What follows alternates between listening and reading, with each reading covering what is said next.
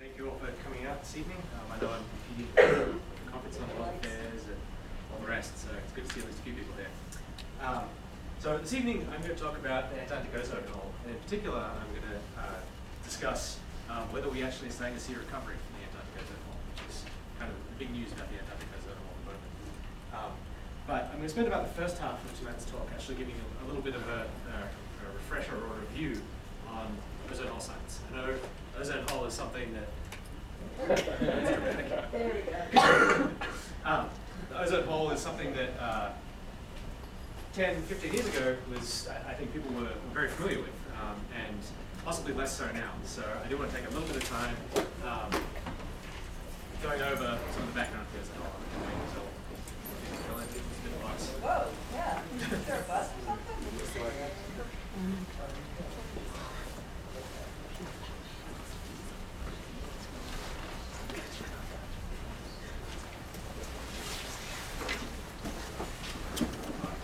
Anyway, so yeah, as I said, spend the first half or so of the lecture reviewing ozone hole science, and then I'm going to move on to talk about some of the projections for ozone hole recovery, when we expect it to recover, and what we're seeing right now in terms of ozone hole recovery. But before going too much further, I actually wanted to ask a few questions of you on maths. So, as some of you may have guessed by now, I'm not from around here. I grew up in Australia and went to school there. And in Australia, at least in high school in the 90s, the ozone hole was a huge topic. I mean, part of that maybe due to Australia's proximity to the ozone hole and the incredibly high skin cancer rate that you see in Australia. But I am curious as to what what people here know about the ozone hole, whether anyone is really hearing about the ozone hole anymore. I know this is my science, so I go out and search on Google News about the ozone hole. But I kind of want to have an idea about whether it's something that you guys run into on a regular basis. So to start with, I kind of want to look by decade. Who remembers being taught about the ozone hole in some significant fashion in high school? So the people who graduated from high school in the 70s, raise your hands if you want. If you graduated, yeah. So of those people who graduated, did you hear anything about the ozone hole in high school? I don't remember when I heard Or do you remember? I guess. remember hearing about it. The other question maybe, do you remember high school? Yeah. So for those who graduated in the 80s, raise your hands. Nobody graduated. Oh, we have what? Did you learn anything about the ozone hole in high school? You don't remember it? Okay. How about in the 90s? Any education about ozone hole? Do you remember? Hairspray. Hairspray. Yeah. Okay. For the 2000s, those of you who graduated in the 2000s, were you guys taught about the ozone hole in high school? Is this a topic? Yeah. Something. Okay. So, well, that is interesting. It seems that 2000. Well, I guess our sample size is a little skewed in here towards 2000s.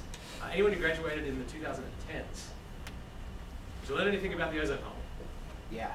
Yeah, you did. Okay. Well, that's good to know that it's still being taught. I guess the other question is, when did you, people who aren't searching out information about the ozone hole, just kind of general, average Joe, has anyone here heard, like in the news, in the popular press, heard anything about the ozone hole in, say, the last month? Raise your hands if you've noticed anything. Nothing? Okay, maybe a little bit. Maybe, how about the last 6 months? Anything? Yeah? Last couple of years? Yeah. So, okay, so really it's, I mean, it sounds like it's not getting a whole lot of press coverage, but it did possibly get more press coverage previously. These questions, there's no right or wrong answer. I'm just wondering what the sort of the general consensus on this is. The ozone, raise your hand if you think the ozone hole is getting better. What do you think better? Well, small, I guess, would be. So, okay. Raise your hands if you don't think if the ozone hole is getting worse or bigger. I would assume so. Okay. That's good to know. Again, I'm not judging it. There's enough information being put out. Yeah, I don't know. That's Yeah. okay. So we need more news stories about it. My sense is it's no longer getting bigger. Well, we'll be talking about that. And then finally, is there a link between the ozone hole and climate change? Raise your hand if you think there is a link. Okay, that seems to be the most popular. So raise your hands if you think they're two totally separate issues. Okay, for those that do think there is a link, do you think that the ozone hole is affecting climate change? Or, so that's the first option, or that climate change is affecting the ozone hole. So who thinks the ozone hole is affecting climate change? Okay, that's what I hear. And then the climate change is affecting the ozone hole. Okay, so that seems like well, I don't know, some people raised their hand for both. So I didn't say it was either or, I guess. So that's definitely interesting to know, and there's not going to be another survey at the end, but it's very hard to step back from your field and get some sense of what the general opinion on this is, and that's definitely useful to you. So I want to have a quick recap now on what the ozone hole is. So this is a nice short and sweet quote from NASA that says that the ozone hole is a region of exceptionally depleted ozone in the stratosphere over the Antarctic that happens at the beginning of the southern hemisphere spring. So this here gets to one of the biggest misconceptions about the ozone hole. There is no ozone hole right now. This only occurs at the beginning, for a couple of months at the beginning of the spring. And that is kind of one of the biggest misconceptions that I hear. It's like, oh, it's an ozone hole. It's always there. There's a big hole in the ozone. That's not true. It only happens at the beginning of the southern hemisphere spring. So to dive into this a little more, here are a few factoids that hopefully you've heard before, but if not, again, the ozone hole forms every austral spring and lasts for approximately 60 days. So the ozone hole is only there for about 2 months. So it starts forming in late August, early September, peaks in October, and by November, it's starting to recover. So this happens every year so far, since the 1980s, but it's only there for a couple of months. So that's one of the big points. The second point about what the ozone hole is that it's approximately the size of the Antarctic continent. So the Antarctic continent is similar to the size of North America. So this is a great big hole.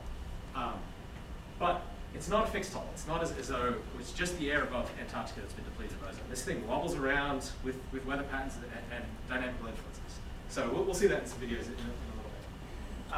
And the last point is that during the ozone hole maximum, which is in late September, early October, depending year to year, we've depleted approximately half the ozone from the atmospheric column. So that means that if you take the total amount of ozone from the surface of the Earth up to the top of the atmosphere above us, which is measured in Dobson units, which is a measurement of that total column, which is usually 300 to 400 Dobson units at mid-latitudes, we've moved about half of that. It's about 150 Dobson units. The important part is that we've moved almost all of that from a single layer. So if you look at just one layer at the bottom of the stratosphere, there's zero ozone. However, from the entire column, we've only removed about half. So those are kind of some recaps on what the ozone ozone hole is. So here's an animation of the total ozone column. So this is representing the ozone from the surface of the Earth up to the top of the atmosphere, taken from a satellite sensor. And the blues and purples are low ozone. The greens and reds are regions of higher ozone.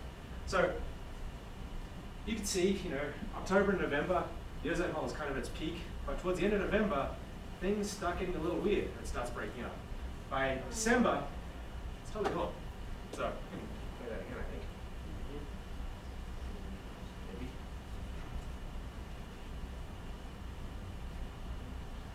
Okay. So again, in midwinter over Antarctic, no ozone hole. Come August, it starts forming. Peak of the ozone hole is late September, early October. Right now, those purples represent about half the ozone being gone. And then by the end of October, it starts to break up. By November, it starts getting elongated. So this sort of highlights one point about the ozone hole. There are two things that really drive both the shape and the depth of the ozone hole. One is chemistry. Chemistry is the thing we're fixing. The other is dynamics. Dynamics is what causes the shape of the ozone hole, causes the wobble, and eventually causes the breakup. So dynamics is essentially unrelated to chemistry. So we'll talk about this a little more. So, oh, that's bright. Really didn't come out very well. But this previous measurement was taken from a satellite sensor. These are measurements that we actually made in Antarctica by launching balloons through the ozone hole. So what's shown here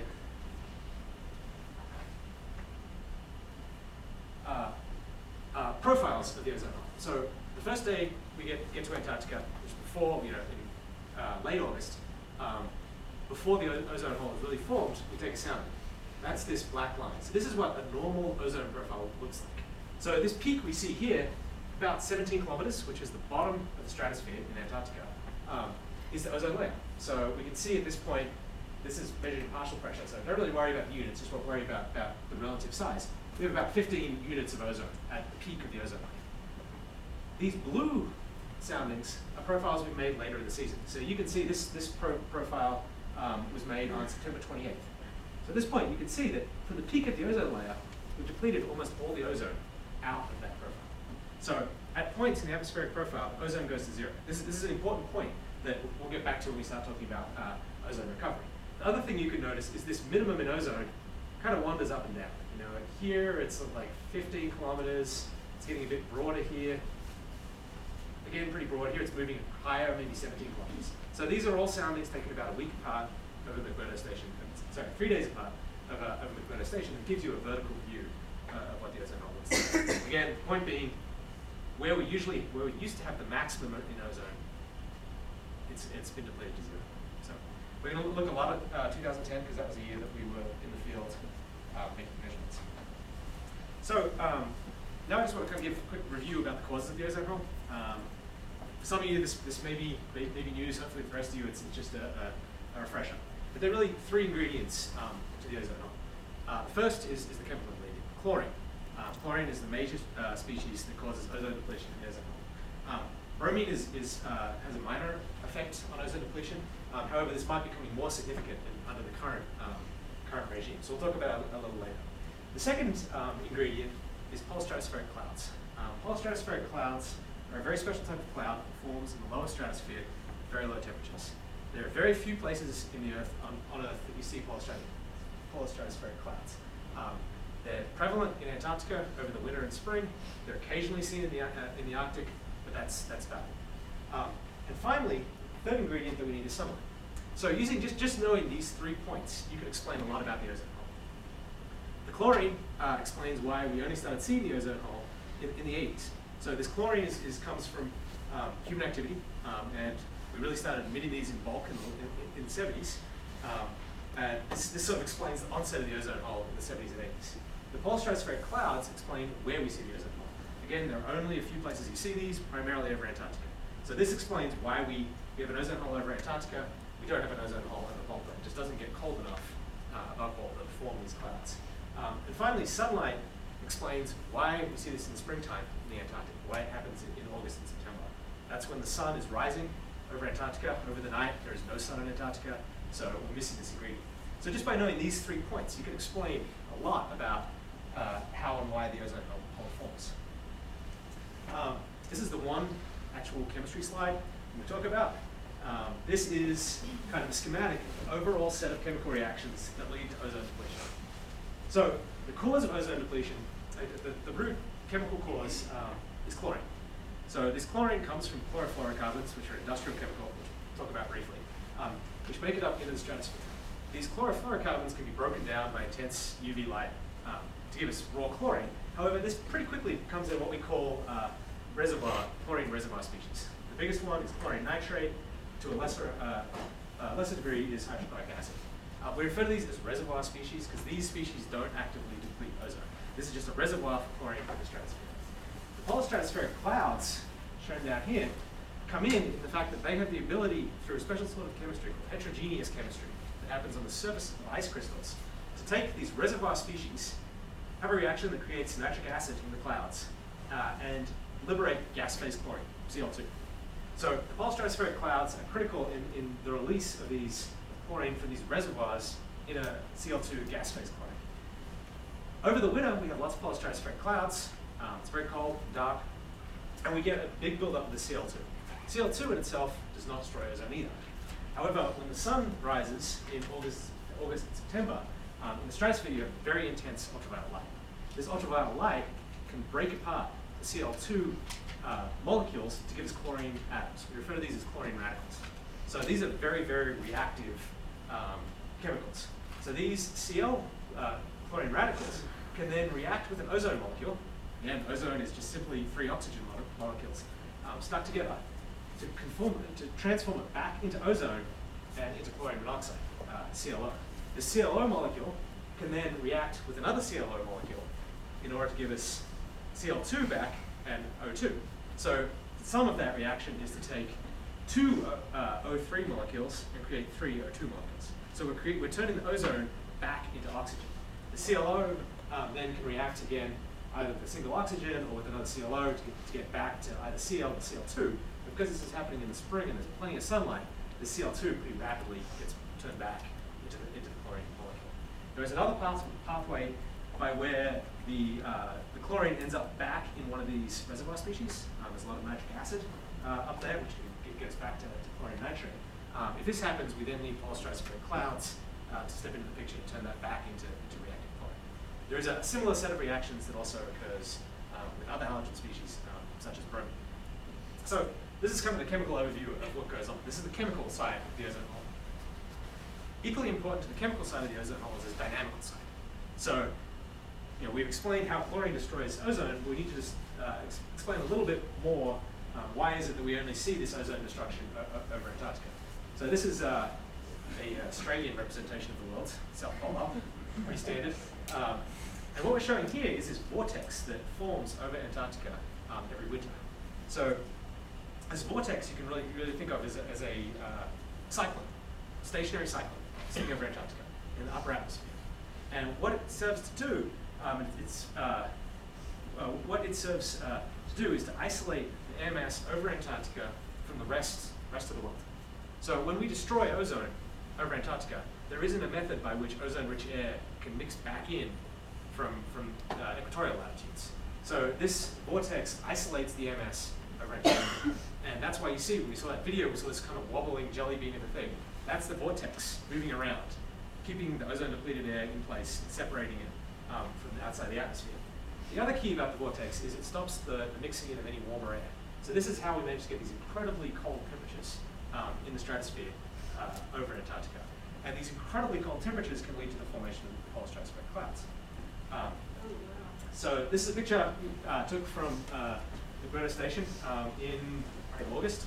Is that real? It is real.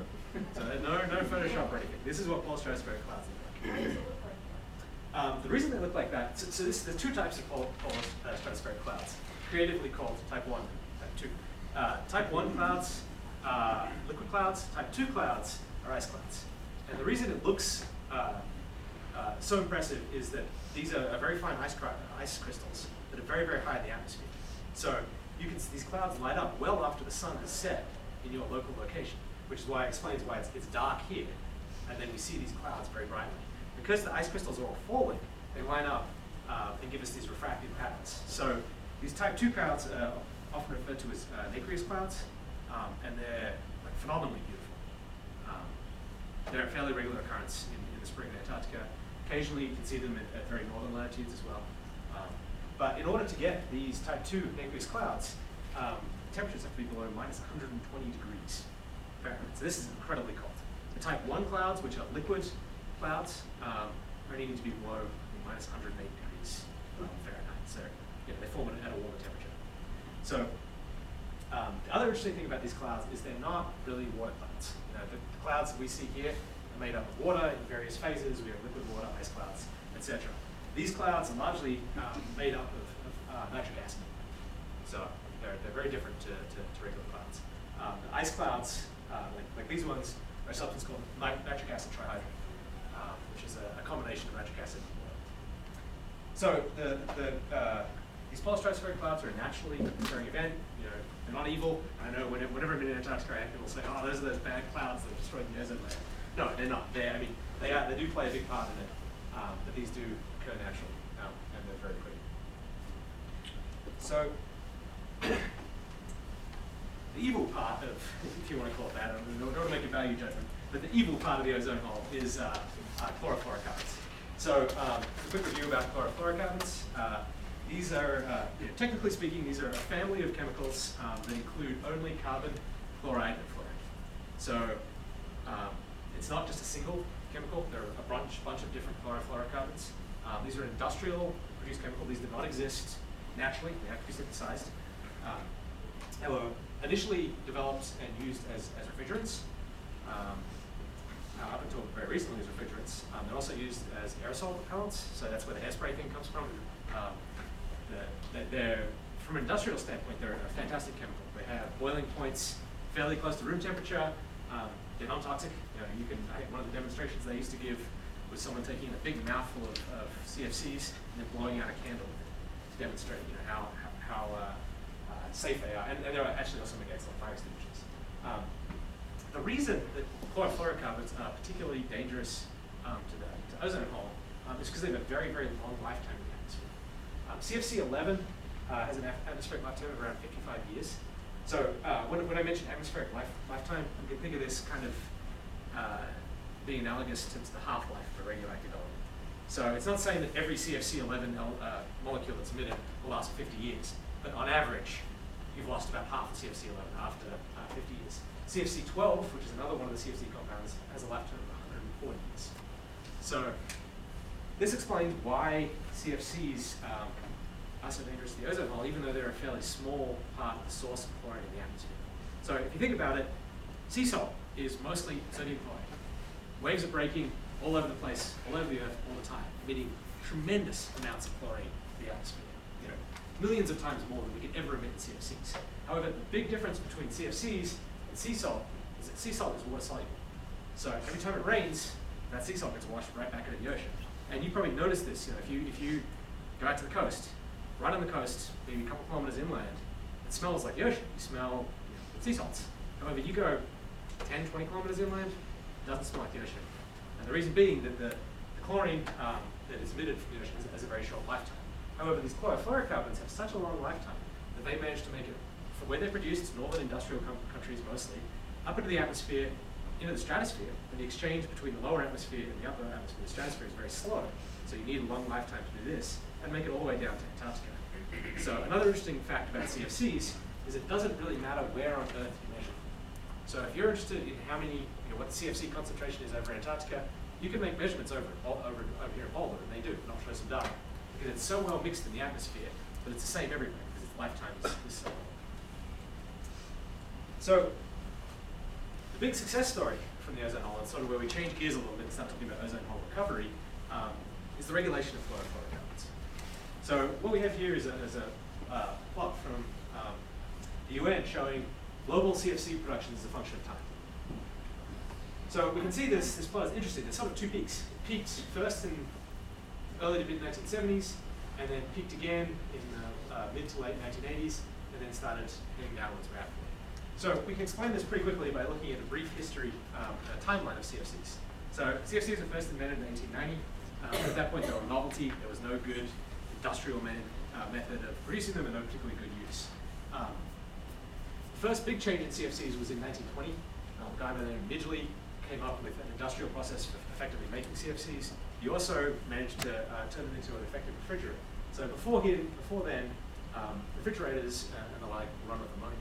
And there were a lot of large industrial accidents caused by refrigeration with ammonia. The next kind of big change came in 1953 when Chrysler Imperial was released. This was the first production car with air conditioning. From there on, we've seen a massive increase in the number of cars and vehicles with air conditioning. And this drove a huge market for CFCs.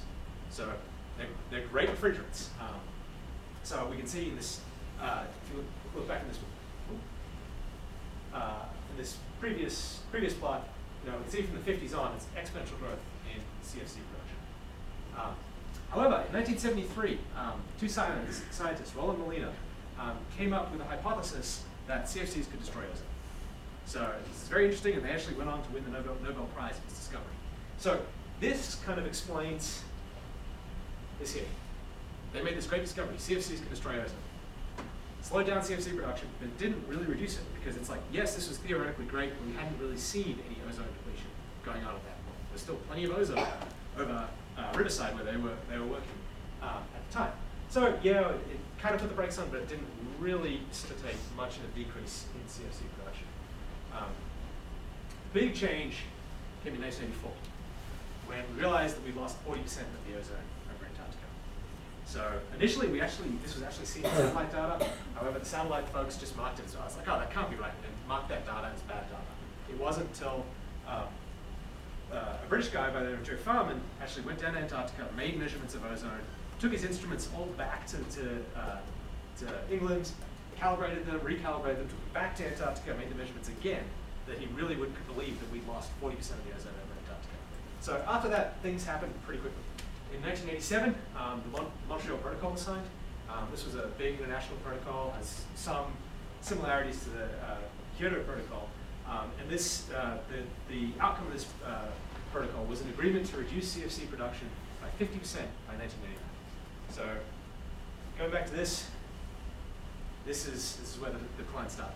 This is a very effective regulatory strategy for ozone, for CFCs. In 1990, they had a second Montreal Protocol, and they strengthened the protocol to be a complete phase out by 2000. And at this point, there's almost no CFC production in the entire world. So, what does this mean? Oh, well, I guess CFCs now. So, the first thing we have to remember, CFCs, CFC-11, which is the most commonly used one, has a lifetime of approximately 55 years. So, the peak in CFC production was in the 70s. We're now getting on to the 2010s. Mid-2010s, so we should really be starting to see CFC-11 anyway disappearing from the atmosphere. So, what do we actually see? So these are measurements from NOAA up the hill in Boulder. This is CFC-11. So we can see that these are atmospheric measurements. So the previous slides I was showing you was global production. That's how much CFC was made. This is the concentration of CFC in the atmosphere right now. This is kind of up to the data. So you can see, with the steady rise, and then CFC-11 peaked in the late 90s.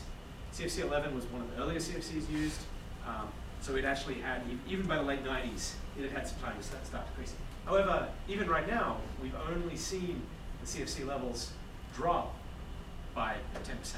So we've still got a long way to go before even CFC-11 is significantly reduced in the atmosphere. Again, you can relate this peak here is coming after this point. So you can see even here there's a fairly significant time lag for these short-lived CFC. If you look at CFC-12, which is the one with 140-year lifespan, we're just barely below the peak in CFCs. I mean, we're pretty much still at the maximum points. So this is the big issue with CFCs, is their lifetime in the atmosphere is so incredibly long. So what does this mean for ozone hole recovery? We've stopped producing CFCs, we're starting to see levels of CFCs in the atmosphere decrease. So based on this, when do we expect to see the ozone hole recover? We know that CFCs are coming out of the atmosphere. We should see it recover at some point. Next question is, are we seeing that yet from our measurements? Can we say, hey, we're past the hump, the ozone hole is getting better? So we'll talk about that a little more. What factors, other factors beyond CFCs, determine when the ozone hole itself is going to recover? And how are those factors have to change in the future? So again, as I was saying, there's both a chemical element to the ozone hole, which is based on the CFCs, which we kind of have a fairly good handle on, and there's a dynamic element too. So we need to include both of these elements when we try and make projections of when the ozone hole will recover. So there's been a fairly big modeling effort to try and come up with a number as to when will we see complete recovery of the ozone hole. So what we show here is a whole slew of a couple of chemistry and climate models giving projections of ozone hole area out over the next 100 years. A couple of points I kind of want to make for this kind of busy graph. First one is there's a tremendous spread in these model projections. I mean, we're saying we could see recovery anywhere between, say, 2014 and 2040 and 2080. So there's a 40-year spread in when we think we might see ozone hole recovery. So there's still a lot of work to be done here. There's still a lot of uncertainty in this. The second point I'd like to make is that we are currently about here.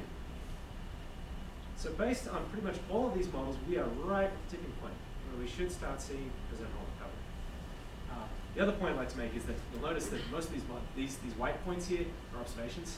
So most of these models are actually underestimating the severity of the ozone hole. But we still are at this point where we really should start seeing it turn around and start getting better. So next question is, are we seeing that?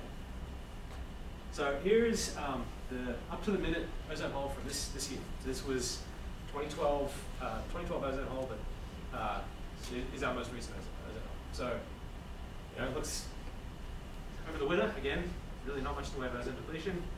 Sun rises in August, hole starts developing. By September, pretty good size. Over, we start getting a little bit of instability in the vortex, and then eventually breaks up in the middle. So what we can take home from this, there's still an ozone hole. We haven't fixed it yet. That's certainly for sure. But we can look at this in comparison to the 2011. So at the top we have the same animations showing the ozone hole. At the bottom we have a plot showing total ozone loss. So this is, I can't read this, this is in megatons of ozone. So the light line here is 2011, the dark line is 2012. So it should become apparent that the 2012 ozone hole was significantly smaller than the 2011 ozone hole, both in terms of total area and in terms of the actual amount of ozone depleted. However, taking 2 points and comparing them is not a particularly good way to determine whether we're actually seeing ozone hole recovery. So we can look at this in a slightly more statistical method. So this shows 2 different measures of ozone hole, and ozone hole intensity.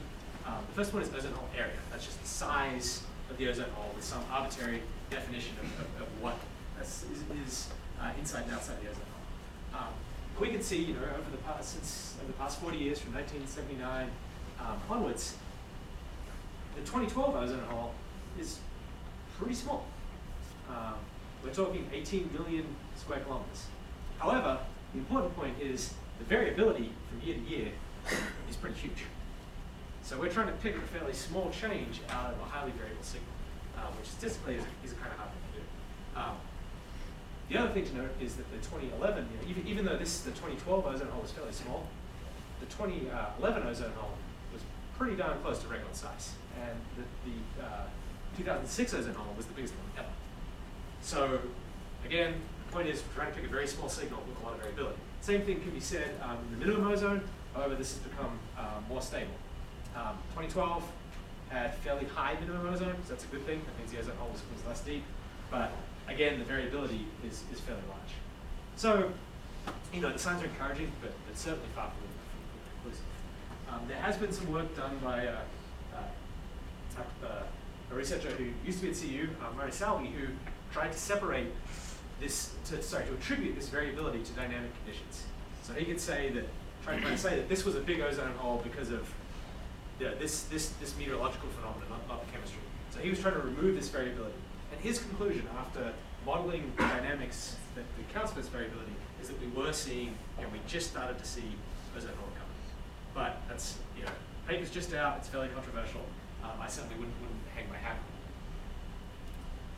it. So if we can't really see ozone hole recovery yet, what are the factors that lead to this huge spread in our projections of ozone hole recovery? So again, there are 2 parts. There's chemistry and there's dynamics. From the chemistry standpoint, we know that CFC levels in the atmosphere increase. That's a given. However, there are other chemicals that can cause ozone depletion. I mentioned earlier bromine. It's a halogen that works very similarly to chlorine when it comes to depleting ozone. And with decreasing amounts of chlorine, the amount of bromine in the atmosphere is becoming more important. So the other thing is that the projections of ozone hole recovery are not predictions, those are projections. The reason being is that we have to guess what humans are going to do in order to make those projections. We need emission scenarios. Just like when we look at climate modeling, the projected increase in temperature is based on how much CO2 we emit. When we look at ozone hole recovery modeling, the projected recovery of the ozone hole is based on our emissions of halogens. So this is, we have to take human behavior into this as well. So briefly on that point, I want to talk about methyl bromide. As I was mentioning, bromine is a very efficient destroying ozone. In fact, bromine is 50 times more efficient molecule per molecule at destroying ozone than chlorine. So one bromine atom in the stratosphere will destroy 50 times more ozone than a single chlorine atom in the stratosphere. One of the sort of controversial substances at the moment is something called methyl bromide. Methyl bromide is a fumigant. It's used as a pesticide. It's used to treat wood, shipping pallets, all sorts of things. It is banned by the Montreal Protocol. However, the Montreal Protocol made exceptions for something called critical use exceptions. If you had some chemical that you couldn't replace with anything else, you're allowed to keep on using it. There are some critical use exceptions for CFCs. Big one of them is the processing of computer chips. When they make computer chips, they use CFCs as a solvent to clean off the silicon. However, in that situation, the CFCs are in a contained facility. They use it to clean the solvent, they recycle it, they use it again. We're not emitting those into the atmosphere, at least not on purpose. However, with methyl bromide, we're spraying this all over fields. We're purposefully spraying this in the atmosphere. The reason that we're not as worried about methyl bromide is it has a much, much shorter lifetime. It's at least somewhat water soluble. So when it rains, it can remove some of the methyl bromide from the atmosphere. However, if we look at this plot showing the contribution of halogens to the stratosphere, you can see, CFCs, solvents, all these things eventually turning around and going down. If you look down here, methyl bromide in red, it's dead flat. We haven't started decreasing it. There's no projection we're going to start decreasing our emissions of methyl bromide. So as CFCs and other sources of chlorine decrease, methyl bromide is going to have a much, much bigger impact in the stratosphere. So this is definitely something to be aware of. It was, a couple of years ago, a very political thing in that berry farmers in California were strongly lobbying to still be able to use this. And I think it is still considered a critical exception. So we'll have to keep an eye on this. The other point is that given when you balance the fact that bromine is 50 times more effective with straight ozone with its shorter lifetime, we end up with overall ozone depletion potential of methyl bromide is 0.6 times that of CFC11. So when these two competing facts are considered, it is less of a significant ozone depleting substance. So finally, I want to talk about some measurements that we made of the ozone hole, trying to address one of the big uncertainties that's left in these projections of ozone hole recovery. And this is the exact chemical reaction and the rate of the chemical reaction that leads to ozone destruction. So the slide I showed you previously, the schematic showing one reaction channel, is really just that, one reaction channel. There are other pathways with which chlorine can lead to ozone depletion. And we're not really sure what the relative contribution of these different pathways is. So in 2010, we made a set of measurements in Antarctica to try and really accurately determine the depletion rate of ozone from the stratosphere over Antarctica. We did this in a balloon study. This is very different from the balloon study that I'll show you previously, in that we launched these long duration balloons. So these balloons are special in that the way they work, fill them on the ground, stick an ozone instrument and a bunch of other instruments in these containers down here, and they go up to a float altitude, which happens to be at about the peak of the ozone layer. So these are floating at 16 to 17 kilometers above the surface. They go up and they sit at that layer, and they sit there for months, and they move with the air around Antarctica. So we've referred to this as a Lagrangian measurement. Two types of measurements. Lagrangian measurement, where you move with the thing you're trying to measure, and Eulerian measurements, where you sit at one spot. Like most measurements are Eulerian measurements. We sit at one spot and watch what blows by. So if we're making a measurement, from NOAA up the hill here, we're sitting there measuring whatever we are, and we only get what the air brings to us. We're not measuring from one air mass. With these Lagrangian measurements, we're measuring the same piece of air as it moves around. And in this way, we can very accurately determine how quickly ozone is being depleted from that air mass. So to give you an idea of this, this is the flight path of one of these balloons. It's actually the one that we showed launching in that previous photo. So we launched these from Murdo Station here. They go up, and they just go round, round, round the polar vortex. So Antarctic's great for this sort of measurement because it's this vortex that traps everything over Antarctica. So this particular balloon, on average, was traveling about 80 kilometers an hour, so it was moving at a fairly decent clip. When it got towards the outer edge of the vortex, where the wind speeds are really, really speeding up, we were seeing about 210 kilometers an hour, so that's really, really cranking along. It traveled almost 60,000 kilometers over its lifetime, and during that period, we made almost 1,500 ozone measurements. So we get a really good idea of ozone depletion from the air mass that this balloon happens to be in. However, we launched a lot of these balloons. So if we look at the trajectory of all of these balloons, you see we have fairly fantastic coverage up in Antarctica.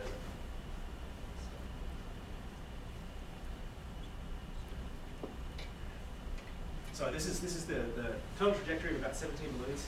It's actually kind of interesting to see what happens to these once they actually leave the polar vortex. So you saw in those previous plots, the ozone hole breaks up and the air just gets mixed out. Well, these balloons were sitting in those air masses. So we actually managed to recover this one right here. It landed in a national park in Tasmania. And I remember calling up some park ranger in Tasmania and being like, hey, you know, have you seen any sort of weird scientific instruments fall out of the sky? And she seriously asked me, she was absolutely convinced I was a prank call for a radio station. And that caused a little bit of an international incident. But we did get this one back. The rest of them we ended up dropping in the ocean.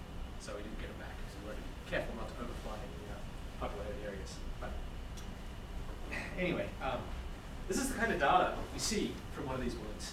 So we're showing here ozone mixing ratio in parts per billion. So just for reference, EPA limit for ozone, for pollution ozone, say in Denver in the summer, is 80 parts per billion. So we're more than 10 times higher than that in the stratosphere. There's a lot of ozone up there. We launched this balloon in early September. The ozone hole had not really formed up at that point over us. So you can see the ozone mixing ratios were a little bit over 1 part per million.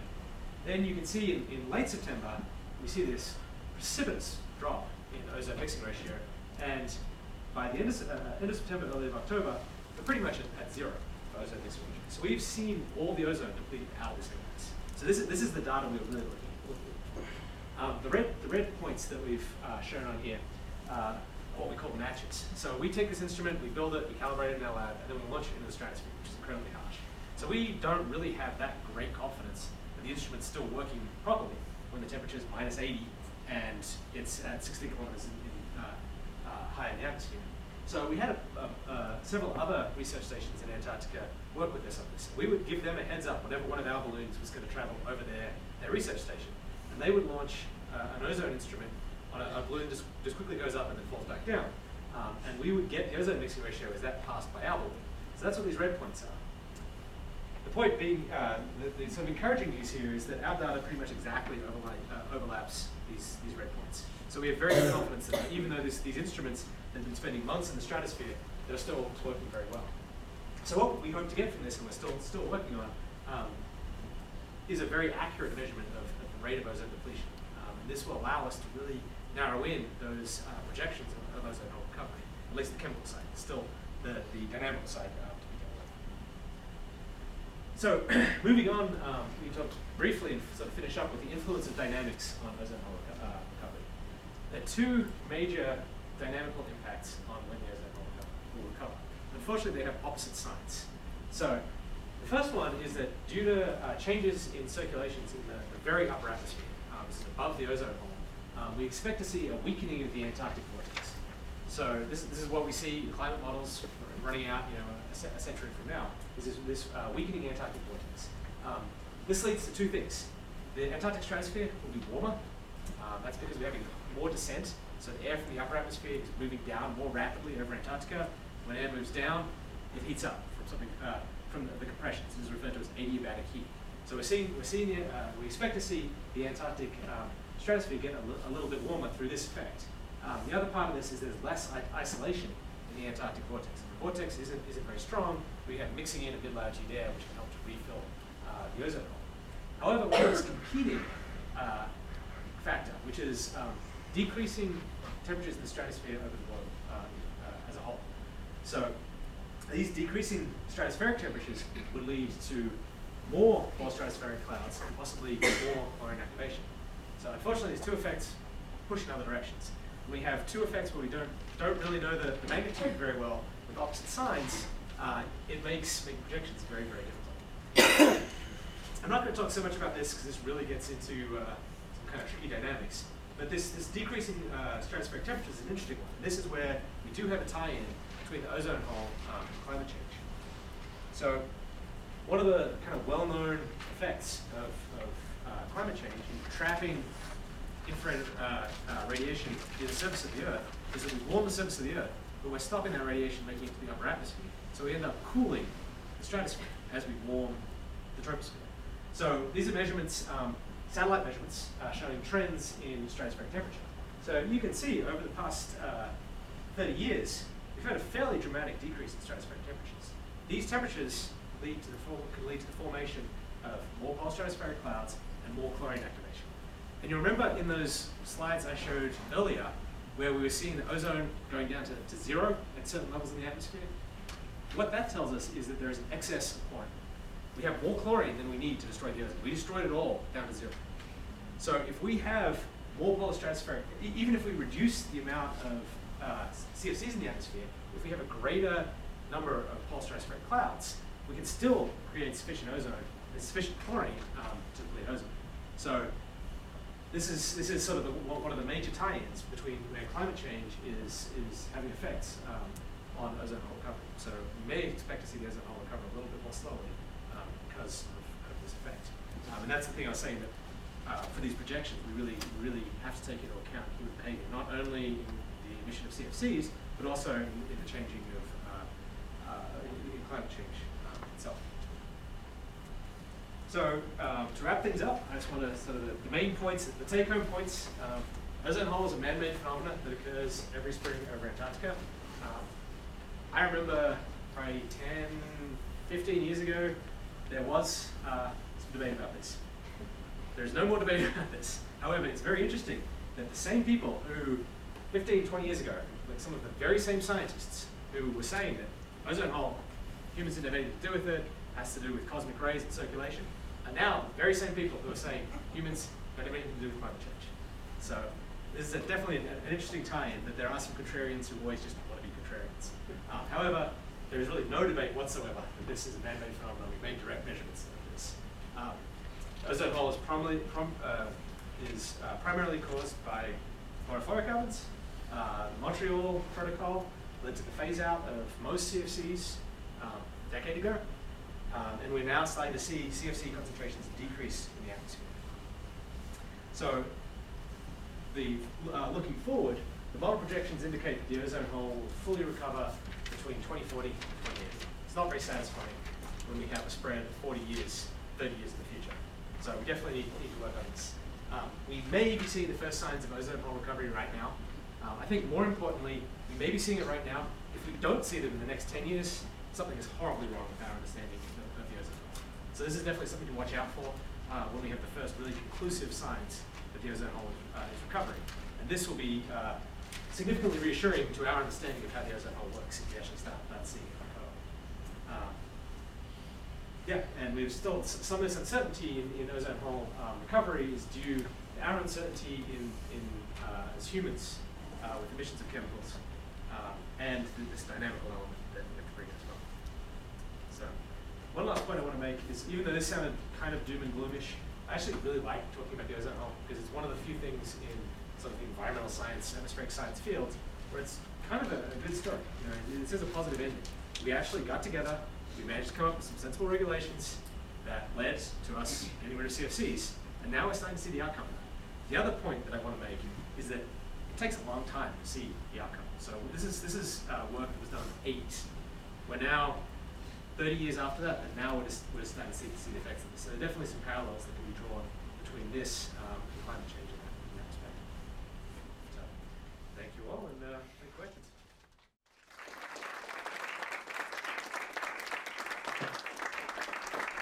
Okay, we've got about 10 minutes for questions, and I'll go ahead and turn on some lights here. Do you have a sense of how big a reservoir of CFCs are here in air conditioners and refrigerators? Getting out? Are people really destroying it? Or is it... I think at this point, there's not that much left in that reservoir. Firstly, there are protocols in effect now for how to destroy these things. You know, if you take a refrigerator to dump, they actually suck the CFCs out of it and incinerate them beforehand. The other thing is that CFCs in refrigeration are sort of incidental emissions. We didn't mean to spray those into the atmosphere. It's an accident. But back when we saw at the peak of CFC production, these emissions were purposeful. We had these spray cans full of CFCs that were directly going into the atmosphere. So I think the reservoir is probably fairly small at this point. There are still illegal production of CFCs in third world countries. There was a project, I think some of the guys at NOAA did, where they instrumented the Trans-Siberian Railway with measurements to take measurements of CFCs.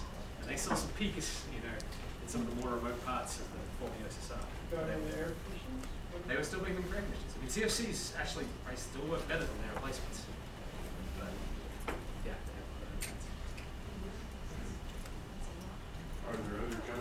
species that were beginning to produce, did they have similar effects? Yeah, so CFCs have generally been replaced by HCFCs, which means you add a hydrogen molecule. These still do have some ozone depletion potential, but it's much lower because their adding a hydrogen molecule reduces their lifetime significantly.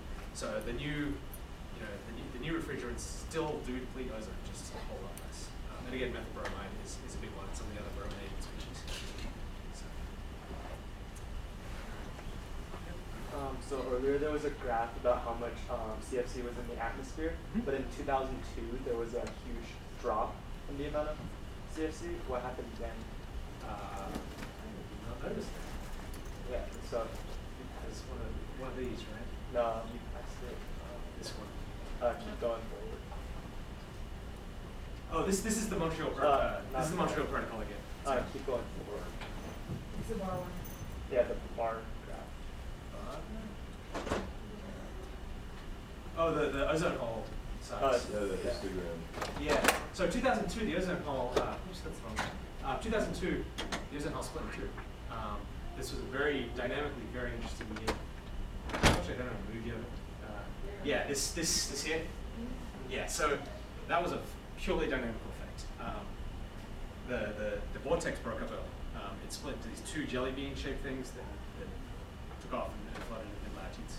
So it's not chemistry, it's dynamics. It was a very interesting year. A lot of studies have been done on that particular year. So one thing to note, which I didn't really point out, when we saw those animations of the ozone hole, when the ozone hole breaks up, this low ozone air goes directly over Australia, New Zealand, parts of South America. And so that's, I think, one of the reasons why, as a kid, when I was in school, I learned a lot about this. Skin cancer rates in Australia are just through the roof. And part of that's due to the fact that we're pasty white and spend a lot of time on the beach. But another part of it is that the UV index is incredibly high during the middle of summer when people are outside.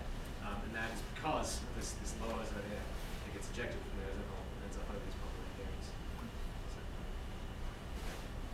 What is the regulatory board that started the Montreal Protocol, and are they doing anything about new chemicals that are coming out that might hurt the ozone? So I don't know what the name of that board was. Certainly Google it. But there are still meetings to discuss new species that are being emitted.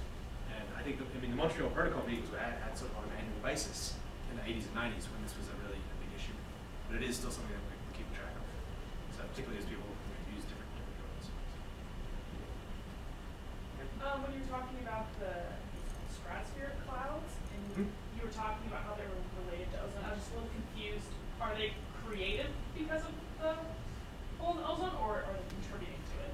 They are contributing to it. So the polar stratospheric clouds are what takes this inactive chlorine and turns it into a form where it can destroy ozone. So polar stratospheric clouds have always been there and always will be there. They're a natural phenomenon. But they just have this catalytic effect of taking chlorine that would otherwise not destroy ozone and turning it into a form where it can destroy ozone. So over the winter in Antarctica, you have a lot of PSCs, these polar stratospheric clouds. And so you actually see chlorine levels in the stratosphere just go up and up and up. So you just have this huge chlorine soup because the reaction that's creating CO2 or the CFCs occurs without sunlight and when it's coldest. Then in the spring, when the sun comes up, then you can get the actual ozone depletion. So you need these three ingredients: PSCs, chlorine, and sun. And so that's why you see ozone just drops like a rock in the springtime, because the chlorine's all there. All it's waiting for is the sunlight to come on. So yeah, so occasionally you do see PSCs in the northern hemisphere, and occasionally you get small ozone in the northern hemisphere too. So it's not just. What are the limits on the dynamic modeling that prevent you from being able to do the 2-month model of whether, like, how big the ozone will be? So we do a 2 month. We can do sort of one season model. Right. And we do try that. We use GFS and a bunch of other tools in order to do that. So the 1 season modeling works pretty well. It's these projections where you're looking at things in climatological scales that we have issues. So you're able to reproduce the drop that's driven by dynamics. we can reproduce. Yeah. So that's actually we have the expert sitting a couple seats down from me. But that's actually something we've been trying to do. Is we have these measurements of ozone depletion in situ. We then run a model, and see what does the model tell us the ozone depletion should have been. And the idea being we can then either verify the model or fine-tune the model to better represent what we actually saw in reality. So we're getting closer at being able to model sort of one season depletion events.